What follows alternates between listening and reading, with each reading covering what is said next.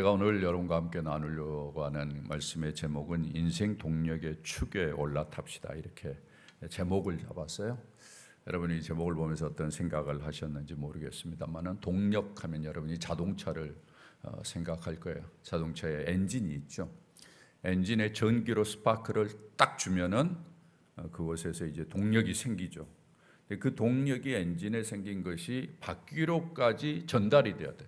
그래서 바퀴를 움직여야 되잖아요. 그 과정 속에서 중요한 역할을 하는 것이 축이라고 그렇게 이야기를 합니다. 그래서 엔진에 있는 동력을 이 축이 잘 전달을 받아가지고 바퀴의 회전력으로 만드는 거죠. 직선으로 오고 갔던 엔진의 동력을 회전력으로 만들어서 바퀴를 돌리죠. 그래서 자동차가 움직이는 것을 여러분이 잘 아시라고 생각합니다. 인생의 동력의 축이라고 이야기했을 때 여러분의 인생에 동력이 일어나야 되고 그 동력을 잘 전달하는 축이 있어야 된다라는 이제 의미를 이 제목이 담고 있어요.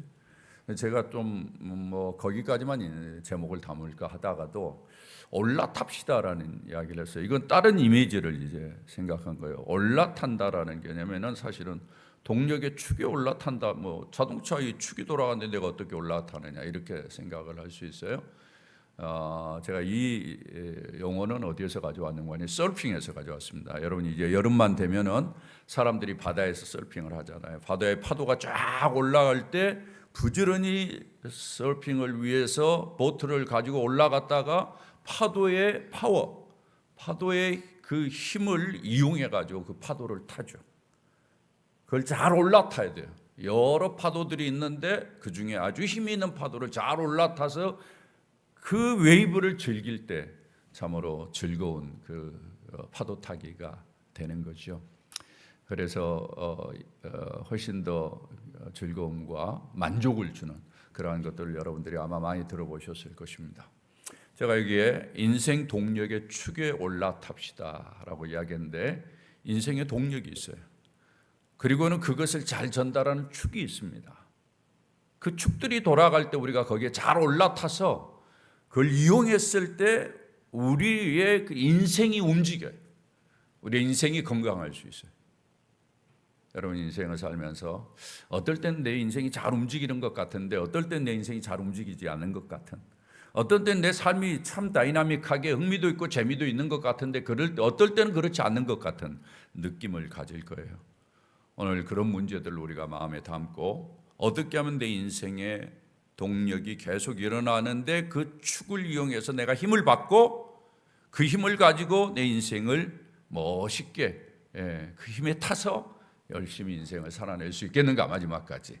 이런 이제 주제를 가지고 오늘 말씀을 나누려고 합니다. 여러분, 일반적으로 사람들이 자기의 인생에 그 동력을 주는 요소가 있다라고 이야기하죠. 제가 가끔 여러분에게 이런 질문을 합니다만, 여러분을 움직인, 여러분의 매일매일의 아침에 일어나서 여러분이 일어나서 움직이도록 하는 요소가 뭐예요? 여러분들이 아침에 눈을 뜨고 움직여야 되는 동기를 부여하는 게 뭐예요? 그냥 일어났으니까 움직이는 그런 사람들도 많이 있겠지만은 대부분은 그날 하루하루에 해야 될 일들 때문에 일어나서 움직이기도 할 거예요. 그러나 그 일이 뭐냐? 여러 가지가 연관이 돼 있죠. 왜 일어납니까? 사람의 인생을 돌리는 그러한 근본적인 요소들이 있죠. 많은 사람들은 돈이라고도 생각하기도 하고, 많은 사람들은 꿈이라고도 생각하기도 하고, 많은 사람들은 이 세상에서의 성공이라고도 이야기도 하고, 명예라고도 이야기도 하고, 아니면은 일 자체의 재미, 이런 것들이 어떤 면에서는 그의 인생을 돌리는 것 같은 그런 느낌을 갖습니다. 그런데 발견한 것은 이런 모든 것들은 사실은 일시적으로 동력을 일으키는 건 사실이에요. 그러나 평생 동안 계속해서 나의 삶에 동력을 주면서 나를 움직이는 요소가 되지 못해요. 여러분의 인생을 다 경험해 보셔서 알겠지만은 어느 정도 내가 꿈을 가지고 비전을 가지고 뭔가를 이루었다 싶으면 그 다음에는 내 인생이 잘 돌아가지 않아요. 어떨 때는 무기력해져요. 그래서 많은 사람들이 좌절하고 낙심하고, 또 어떤 사람은 거기에서 지나쳐서 삶의 의미를 찾지 못해요. 유명한 연예인들이 특별히 그렇죠. 나름대로 성공을 해서 어느 정도 성취를 이루었는데 그 다음에는 허무한 겁니다. 그 다음에 인생을 움직이는 뭔가 동력이 필요한데 그 동력이 없는 거죠. 그래서 어떤 면에서 극한 선택을 하는 그러한 경우들도 우리가 많이 보고 하는 것이죠. 인생을 살아가면서 이러한 동력이 계속 마지막까지 움직이면서 나를 움직일 수 있다면 얼마나 좋을까. 그런데 대부분의 우리가 붙잡고 있는 것은 처음에는 그런 역할을 할 수 있지 모르지만 나중에는 다 식어가 버리는 그러한 요소가 있다는, 지속적으로 나의 삶에 영향을 끼치면서 힘을 주는 것이 도대체 무엇일까? 사라지지 않으면서 나에게 동력을 제공하는 것이 무엇일까? 오늘 우리가 이런 부분들을 좀 생각을 할 것입니다. 사실은 이런 것을 인간 세상에서는 찾을 수가 없습니다.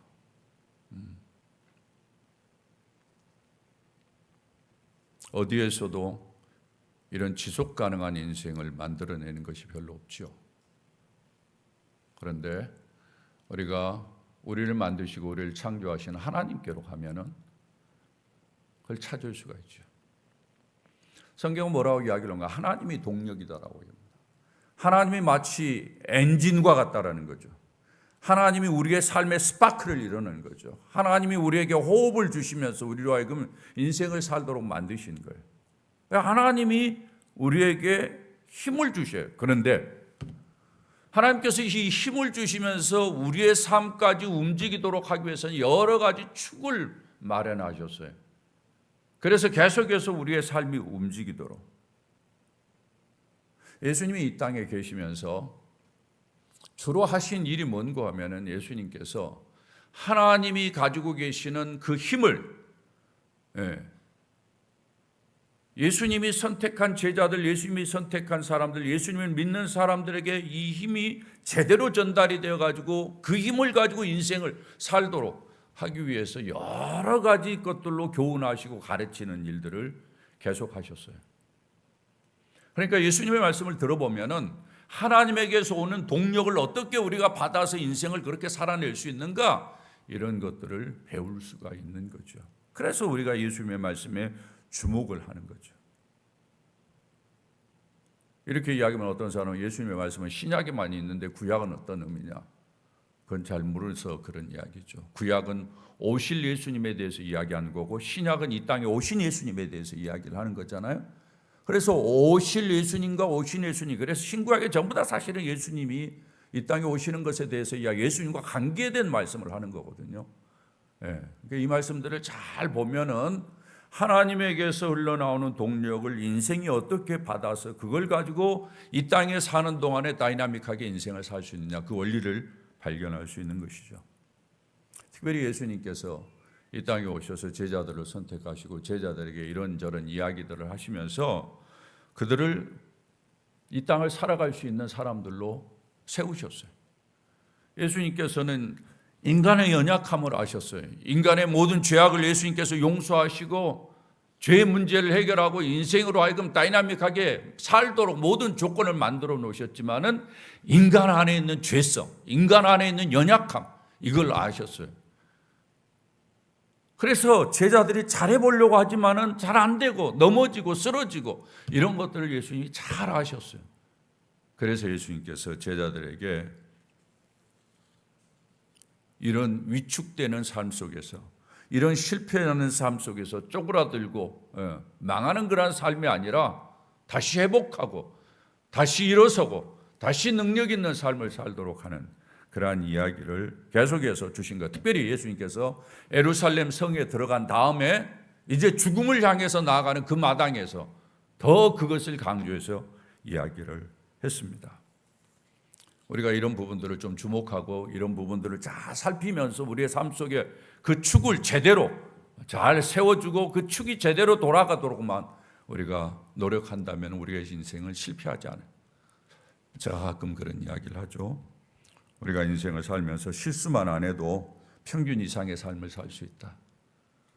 우리가 많이 실수하잖아요. 말에 실수가 있고 우리 행동에 실수가 있고 그런 것만 안 해도 참 잘 살 수 있어요. 예수님께서 그런 이야기를 위해서 이런 이야기를 주는 거예요. 여러분이 가지고 있는 주보에 여러분들이 마태복음 21장 이후에서 보이는 예수님의 마지막 당부라는 시트가 하나 더 끼워져 있을 거예요. 여러분 다 보시죠? 예. 마태복음 21장 이후 어떨 때는 마가복음에도 있고 누가복음에도 좀 중복되는 이야기입니다만은 전체적으로 봤을 때 예수님께서 마지막에 당부한 내용을 여기에 제가 쭉 정리를 했어요. 19가지인데 19번째 것은 오늘 다루는 거예요.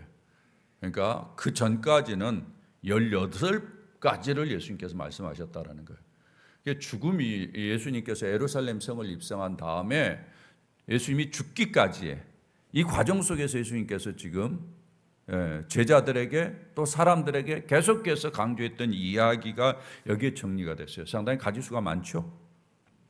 그럼에도 불구하고 예수님께서 이 이야기를 하셨어요. 가만히 여러분이 생각해 보면서 묵상해 보세요. 제가 이 제목을 가지고 18번을 설교했다는 이야기예요. 예전에. 여러분 아마 제 설교를 쭉 살펴보고 한 번 더 읽어보신 분들은 다 기억하시라고 생각합니다. 제가 왜 이것을 정리해서 여러분에게 드리냐면은 우리가 매주일 설교를 듣다 보면 마치 나무를 보는 것 같아요. 그런데 우리가 인생을 볼 때 숲을 보는 안목이 있어야 돼요. 숲을 봐야 돼요. 예수님의 말씀을 쪼각쪼각 보는 것보다 예수님의 말씀을 전체적으로 볼 필요가 있어요. 여러분이 한번 보시길 바랍니다. 첫 번째부터 18번째 이야기하는 내용들을 한번 개발적으로만 좀 잠깐 보시죠. 제일 먼저 예수님께서 예루살렘 성에 들어가 가지고 성전에서 장사하는 사람들을 예수님께서 뒤집어 엎었어요. 그 말씀부터 시작해서 제일 처음에 한 것이 무엇입니까? 우리가 한번 읽어보도록 할 거예요. 같이 읽어봅니다. 예배가 제대로 드려지도록 해라. 치유와 회복을 경험해라.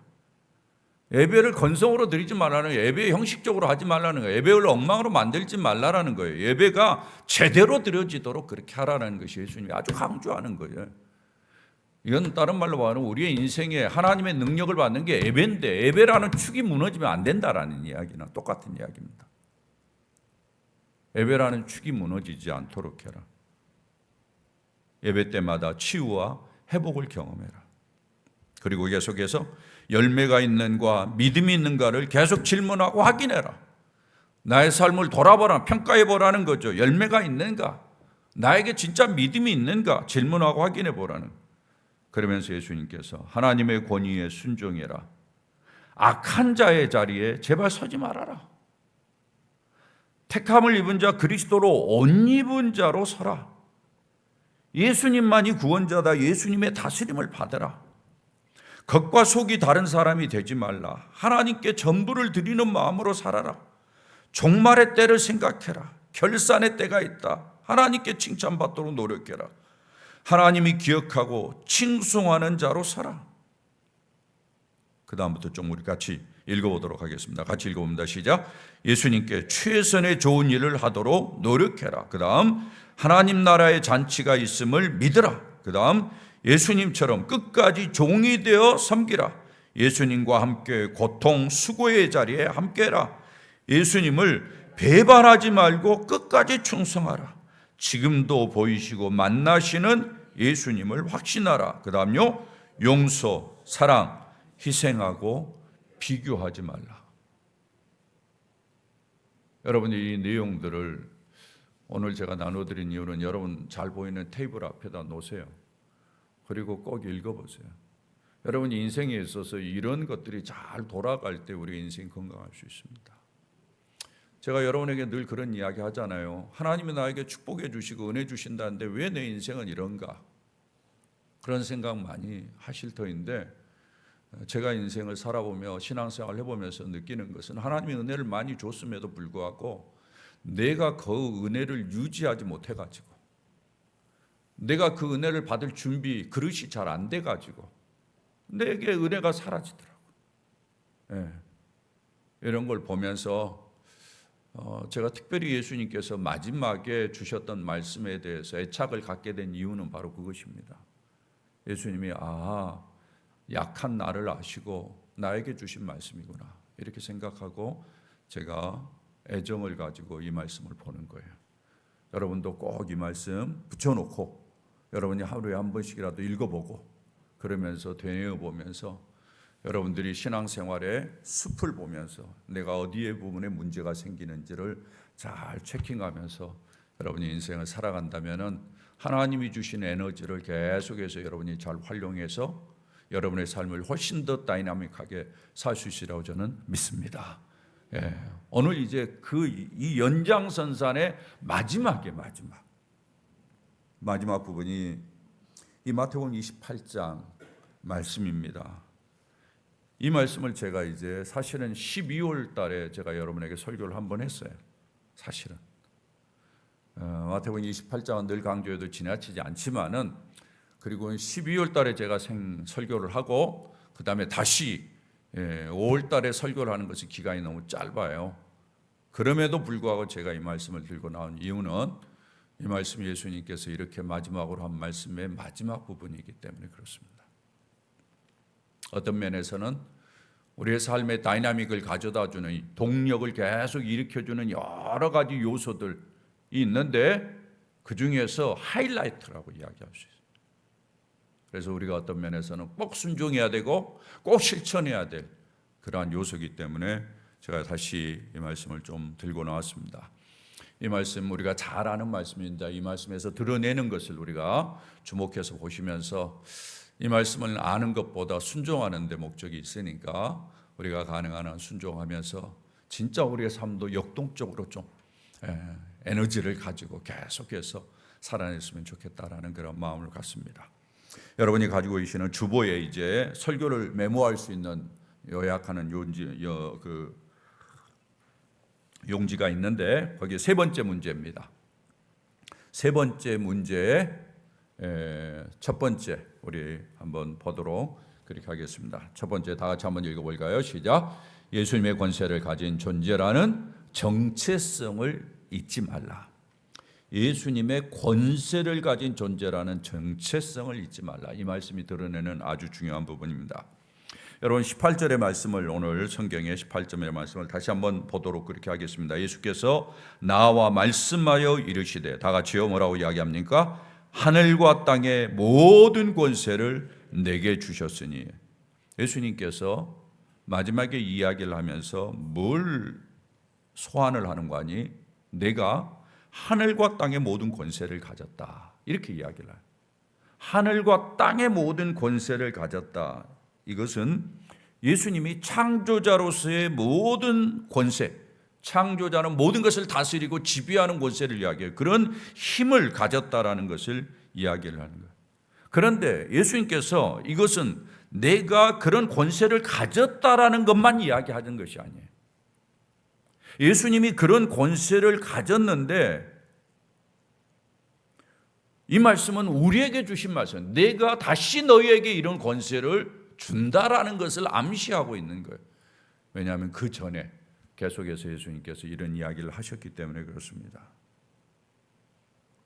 너희에게도 하늘과 땅의 모든 권세가 주어졌다라는 사실을 주님께서 확인하신 말씀이에요.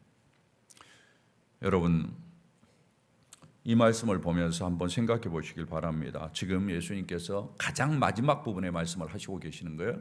근데 그 마지막 부분에 제일 초두를 시작하면서 너희들은 이렇게 해라 이야기를 하지 않아요.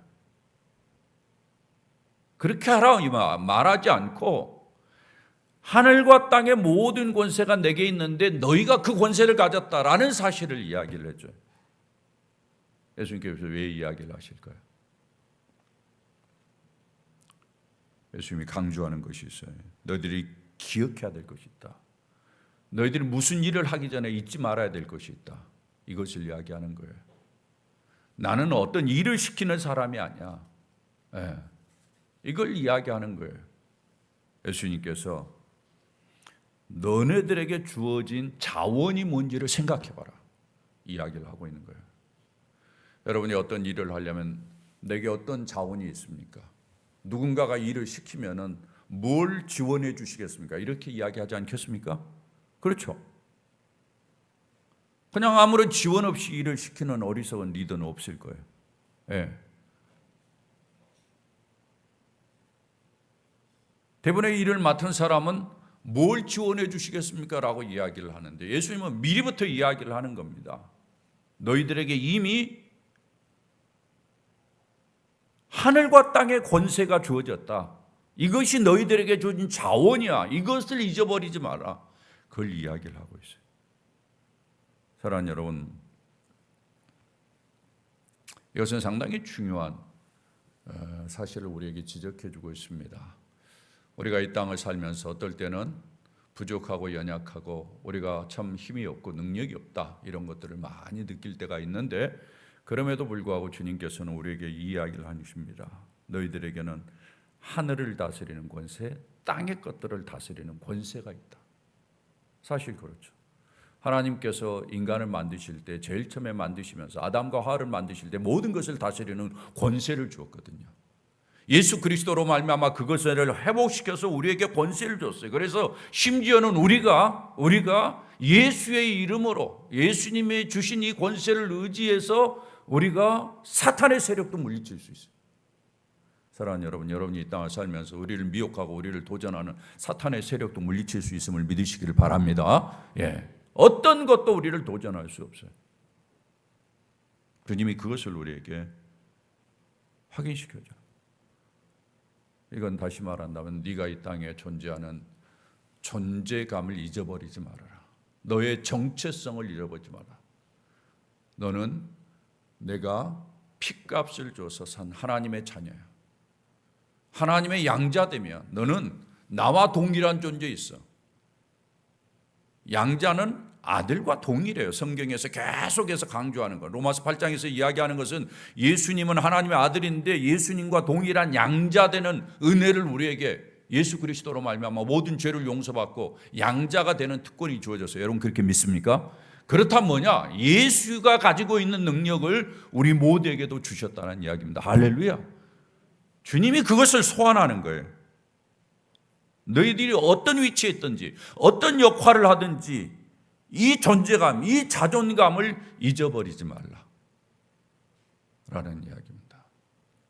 사랑하는 여러분, 여러분이 인생을 사는 동안에 먼저 내가 하늘과 땅의 모든 권세를 가졌다라는 사실을 꼭 기억하고 사시기를 주의 이름으로 축원합니다. 특별히 이 부분은 우리들에게는 상당히 중요합니다. 제가 어떤 자료를 보다가 상당히 흥미로운 자료를 하나 봤어요. 최근에 어떤 분이 연구를 했는데 개신교와 캐톨릭, 천주교죠. 개신교와 캐톨릭 성도들 사이에서 그들의 생활이 어떠한가 그리고 그들의 경제적인 형편이 어떤가를 조사한 겁니다. 그리고는 그 경제적인 형편에 영향을 끼친 것이 뭔가를 조사를 했어요. 그래서 개신교인과 캐톨릭의 차이점을 살펴보는 거예요. 스위스에 있는 사람들을 대상으로 했어요. 여러분 잘 아시는 것처럼 구라파는 대부분 캐톨릭인데 스위스가 독특하죠. 스위스는 여러분 잘 아는 대로 존 칼빈의 영향을 받은 그러한 나라죠. 스위스의 제네바라는 도시는 존 칼빈이 세운 도시나 마찬가지예요. 그래서 아직도 그런 것이 그 도시를 움직이죠. 그 연구가 발견한 것 중에 하나는 뭔가 하면은 개신교인이 훨씬 더 잘 살더라는 거예요. 천주교인들하고 비교했을 때 개신교인들이 훨씬 더 잘 살더라는 거예요. 왜? 조사를 해봤어요. 왜 그러는지. 개신교인들이 가지고 있는 성경의 신학 때문에 그렇다는 거예요. 신학이 다르다라는 거죠. 천주교하고 약간. 예수님을 믿는 것은 거의 같은데 예수님을 믿는 것에 대한 교리가 좀 다르죠. 천주교는 예수님을 믿긴 믿는데 자기가 어떤 면에서 덕을 많이 쌓고 그러므로 말미암아 예수님의 복을 받는다라고 생각해요. 그리고 어떤 면에 상당히 하나님의 주권에 대해서 소극적이에요. 그런데 개신교는 여러분이 아시다시피 하나님이 우리 각자에게 능력을 주셨고 우리 각자에게 은혜를 주셨기 때문에 우리는 그것을 잘 사용해서 하나님의 나라를 위해서 열심히 뛰고 일을 해야 된다. 이런 교리를 가지고 있어요. 그래서 직업 소명론이라는 것이 있어요. 우리의 직업이 하나님으로부터 왔다. 그래서 하나님의 영광을 나타내는 일로 우리의 직업을 써야 된다라는 것이 개신교가 가지고 있는 중요한 신학 중의 하나입니다. 그래서 그런지 모르겠지만은 어찌 됐든 개신교인들이 훨씬 더 부유하다 이렇게 이야기를 했어요. 제가 볼 때도 그렇습니다. 왜냐하면 개신교인은 상당히 적극적입니다. 그리고 진취적이죠. 그리고 자기 일에 하나님이 주신 소명으로 알고 최선을 다해서 노력을 하죠. 게으른 사람이 별로 없죠. 네, 훨씬 더 노력합니다. 하나님이 내게 주신 능력을 가지고 내가 뭐든지 할 수 있다라는 자부심도 있고 자존감도 있고 강한 자아의식이 있어요. 사랑하는 여러분, 이런 인생을 살 때 그 인생이 얼마나 다이나믹하게 가겠습니까? 여러분이 인생을 사는 동안에 하나님께서 우리 모두에게 하나님의 권세와 하늘의 권세와 땅의 권세를 주셨다는 것을 믿으시고 그 축에 올라타셔서 여러분의 인생이 계속해서 성장하고 진취적으로 발전하는 그러한 축복이 있기를 주의 이름으로 축원합니다. 이 말씀이 우리들에게 주신 중요한 메시지, 놓치지 마세요. 여러분이 인생을 사는 동안에 사람이 그래요. 깔아앉으려고 그래요. 주저앉으려고 그래요. 그럴 때마다 하나님이 나에게 하늘의 권세, 땅의 권세를 주었다. 예. 나는 뭐든지 할 수 있어. 하나님의 은혜로 내가 연약하지만은 하나님 맡겨주신 일들 내가 할 수 있어.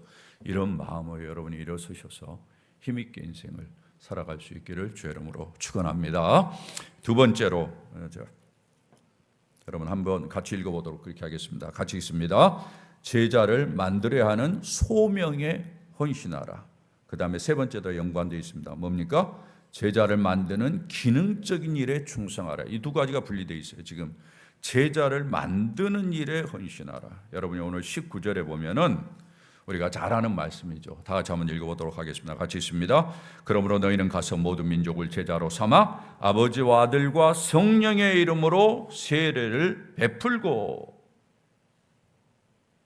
이렇게 이야기를 하고 그 다음에 이어지는 말씀이 내가 너희에게 분부한 모든 것을 가르쳐 지키게 하라. 여기까지죠. 이 말씀 여러분 잘 아실 거예요. 제가 몇 차례 이야기를 했기 때문에. 이 본문 중에서 동사형이 많이 나와요. 먼저 첫 번째로는 뭐라고 이야기합니까? 19절에 가서라는 동사가 나오고, 그 다음에 제자로 삼다라는 동사가 나오고, 세례를 베풀다라는 동사가 나오고, 그 다음에 가르쳐 지키게 하라는 동사가 나와요. 다 동사죠. 그런데 우리나라 말에는 다 동사인데 이게 다 동사가 아니라는 거죠. 동사는 하나밖에 없다라는 거죠. 뭐라고 그랬습니까? 뭐가 동사라고 그랬어요? 예? 제자를 삼다. 이게 동사예요. 우리나라에는 구분이 안 돼 있는데 이것이 동사입니다. 나머지는 동사가 아니에요. 그러니까 제자를 삼는 일이 우선적으로 강조되고 있는 내용이에요. 그리고 여기에 본문을 보면은 19절에 그러므로라고 시작해요. 그러므로라는 말은 무슨 말인가니? 일단은 너희들에게 하늘과 땅의 모든 권세가 주어졌으니까 결과론적인 그러한 접속사죠. 이미 능력이 주어졌으니까, 이미 모든 자원이 주어졌으니까 너희들은 제자 삼는 일을 열심히 하라는 거예요. 많은 사람들이 이렇게 생각을 합니다. 제자 삼는 일은 목사나 하는 일이지, 이렇게 생각을 해요. 그러나 성경은 목사에게 준 말씀이 아니에요. 이것은 모든 예수님을 믿는 사람들에게 주신 이야기예요. 여러분의 인생을 사는 동안에 꼭 무엇을 해야 된다고? 제자 삼는 일을 해야 된다고. 여러분이 제자 삼는 일을 꼭 하셔야 돼요. 인생을 살면서 제자 삼는 일을 누군가 한 명이라도 생각하고, 아니면 인생을 사는 동안에 계속해서 내가 제자를 좀 세워야 되겠다, 이런 마음을 가지고 인생을 살라는 이야기예요. 이게 왜 중요하냐? 이게 오늘 이야기하는 것처럼 예수님께서 우리의 인생을 다이나믹하게 살게 하는 데 있어서 주신 여러 가지 축 가운데 마지막 축이에요. 이 축을 올라타서 이 축을 놓치지 않아야 된다라는 거예요. 제가 늘 이야기를 하지만은 여러분, 많은 크리스천들이 이 땅을 살면서 왜 매갈이 없이 사느냐? 제자를 삼지 않기 때문에 그래요. 제자 삼는 일을 해야 돼. 누군가 한 사람을 정하고 아니면은 또 다른 사람을 정하고 뭔가 자기가 의도를 가지고 내가 저 사람을 도와서 예수의 제자가 되도록 어떤 모양으로든지 내가 한번 해봐야 되겠다라는 생각을 가지고 최선을 다하라는 거예요.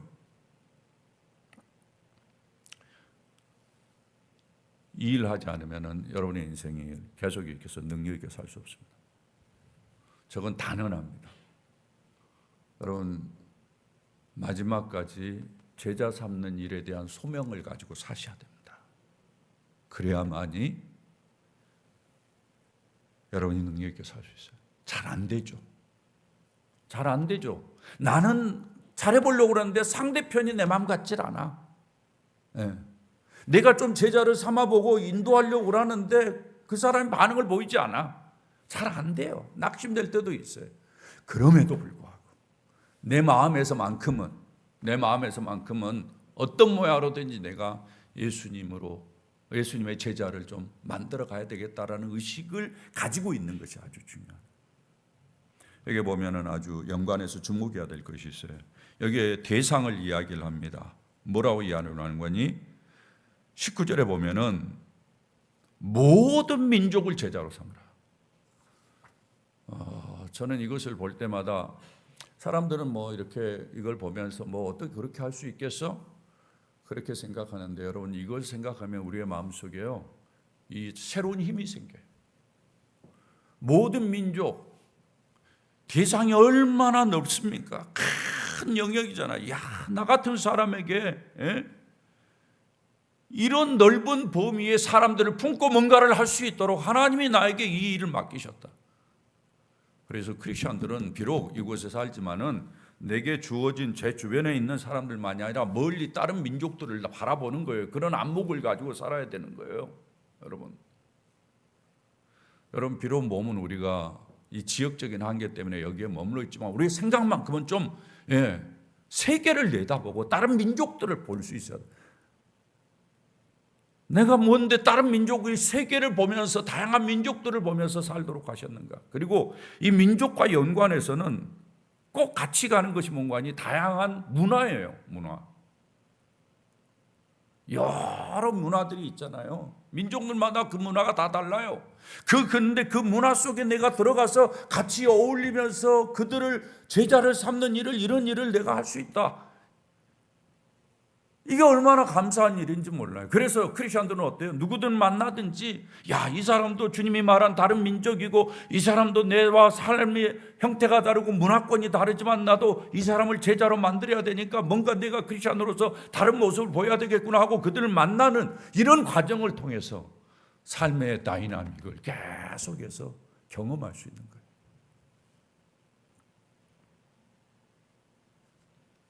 사랑하는 여러분, 이 땅을 사는 동안 역동성 있는 삶을 살기를 원하십니까? 제자를 삼는 소명에 충실할 수 있기를 부탁을 드립니다. 그리고 나 같은 사람에게 모든 민족을 품을 수 있는 은혜를 주시고 모든 민족이 형편이 다르고 문화가 다름에도 불구하고 거기에 적응해서 그들과 어울릴 수 있는 그러한 은혜를 주셨다라는 것이 얼마나 큰 감사한가. 이런 의식을 가지고 여러분이 살아간다면은 여러분 지금보다 훨씬 더 능력 있는 다이나믹한 이러한 인생을 살아낼 수 있으리라고 저는 믿습니다. 계속해서 주님께서 이야기하는 것은 뭔가 하면은 여기에 이렇게 제자 삼는 일을 위해서 가라. 19절에 이건 분사입니다. 분사. 동사가 아니고. 제자를 삼는 일을 위해서 필요한 일들이 뭐냐? 19절을 다시 봅니다. 가는 일. 그 다음에 세례를 베푸는 일, 가르쳐 지키게 하는 일, 이 일을 하라는 거예요. 여러분이 제가 사실은 우리 교회 꼭 마지막으로 우리가 이루어야 될 부분이 있다면은 어떤 모양으로든지 가보는 훈련을 하셔야 됩니다. 그래서 선교지도 좀 가보는 훈련을 좀 해보고 싶었는데 지금까지 못해서 늘 아쉬움이 있어요. 가보는 훈련을 하셔야 돼요. 우리가 꼭 선교지만이 아니라 사실은 우리 주변에 아직도 주님을 알지 못하는 사람들에게 내려가보는 훈련을 좀 하셔야 돼요.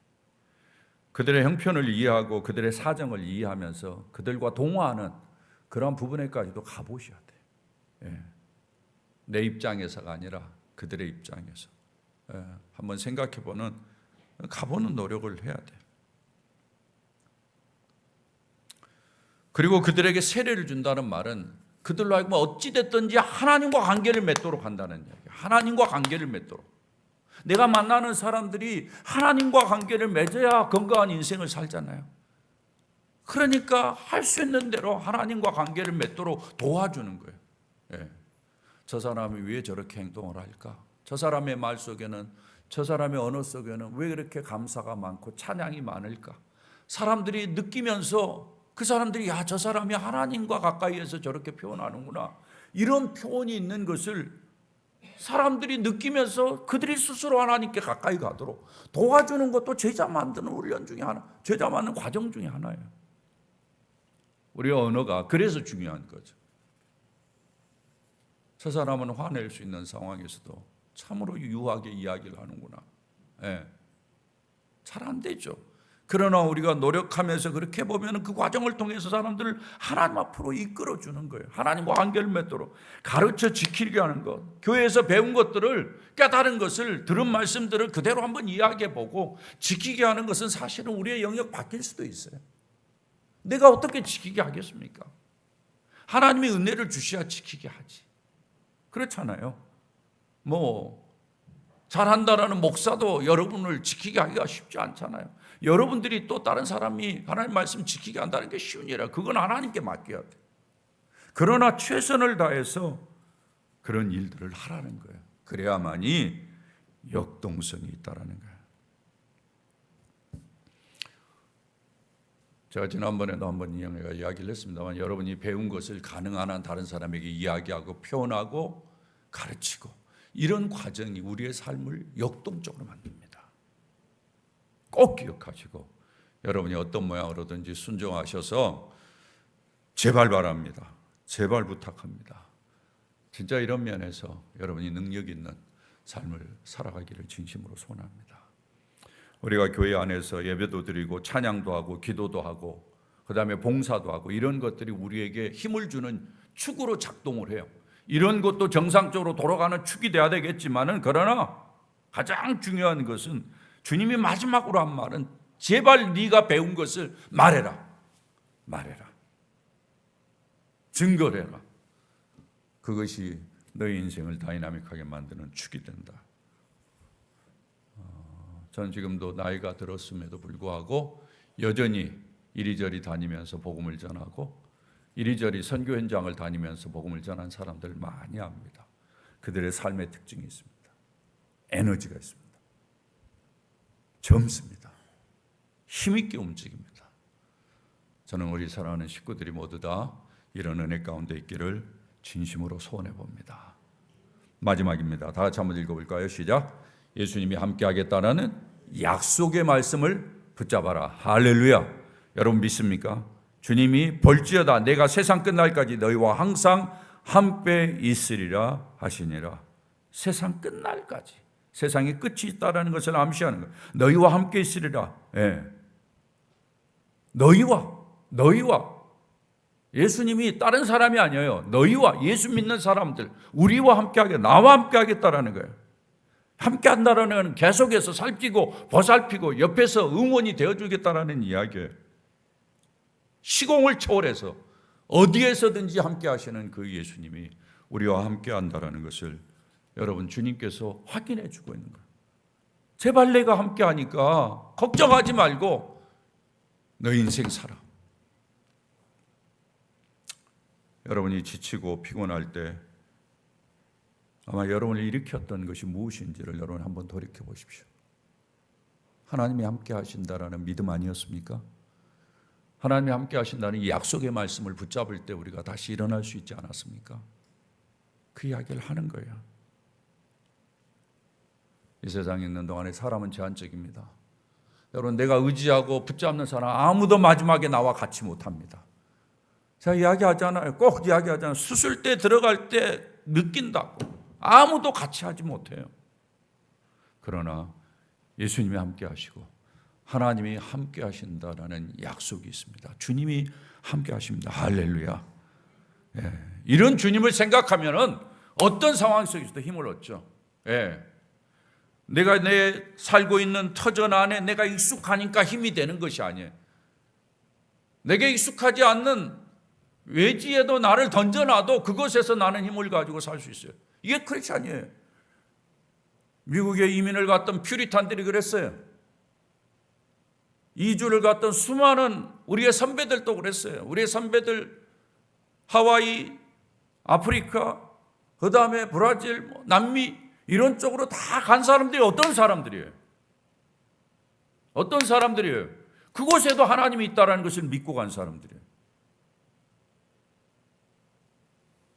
그곳에 가서 최선을 다해서 가산을 이루고 훌륭한 자손들을 키워내고 그러면서 계속해서 이어서 하나님의 복음이 전파되고 그들을 통해서 하나님의 나라가 현만해지는 일들을 할 수 있도록 하기 위해서 그렇게 하는 거예요. 이제는 참 감사하게도 선교사들이 들어갈 때는 다 고통과 어려움 속에 들어갔는데 이제는 그 자녀들이 어떻습니까? 가나라는 나라에는 그 자녀가 뭐가 되는 거예요? 대사가 됐어요. 이제는 그 자녀들이 유엔의 중요한 직책들을 맡아가지고는 이제는 아버지와는 다른 포지션으로 일을 한다고요. 하나님이 어디든지 함께한다는 것을 믿고 예수 그리스도가 약속하신 이 약속을 붙잡고 나갈 때 그 사람들은 다이나믹한 능력 있는 인생을 계속 살아낼 수 있음을 믿습니다. 사랑하는 여러분, 우리가 이걸 잊지 말아야 돼요. 이제 더 이상 제가 이 말씀을 못합니다. 예수님의 말씀이 끝났으니까. 여러분의 인생을 사는 동안에 저는 제발 여러분의 인생이 처지지 말고 주저앉지 않고 계속해서 인생이니까 주저앉을 수도 있어요. 낙담할 수도 있어요. 좌절할 수도 있어요. 그럼에도 불구하고 다시 일어나서 다시 힘을 내고 다시 능력을 덧입고 역동적으로 인생을 살아내는 인생이 되기를 진심으로 소원하는데 그러기 위해서 여러분들이 부지런히 제자를 삼고 가르치고 전하고 하나님이 함께 하심을 믿고 내게 있는 자원이 하늘과 땅의 권세인 것을 확실히 믿고 인생을 살아가는 축복이 있기를 주의 이름으로 축원합니다.